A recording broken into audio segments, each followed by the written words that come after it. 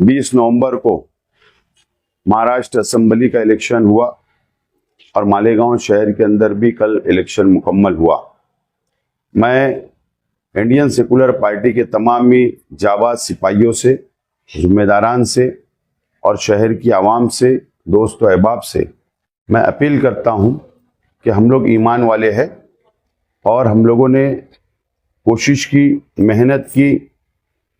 इंसान के बस में सिर्फ कोशिश करना और मेहनत अल्लाह ताला ने दी है, और इज्जत और जिल्लत, कामयाबी और नाकामी अल्लाह ताला के हाथ में है।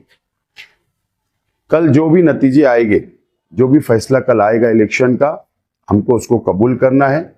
अल्लाह ताला अगर हमारी नसीब में कामयाबी अता करते हैं तो मैं आप तमाम ही लोगों से अपील करता हूं, मेरे कार्यकर्ताओं से, वर्करों से, जिम्मेदारान से, शहर की आवाम से, कि कोई भी शोर शराबा ना करे, कोई नाराबाजी ना करे, कोई फटाका ना फोड़े, कोई कलर ना खेले और कोई शोर ना मचाए, और हमारे मुखालिफ पार्टियों के वर्करों का एहतराम करे, कोई लड़ाई झगड़ा ना करे।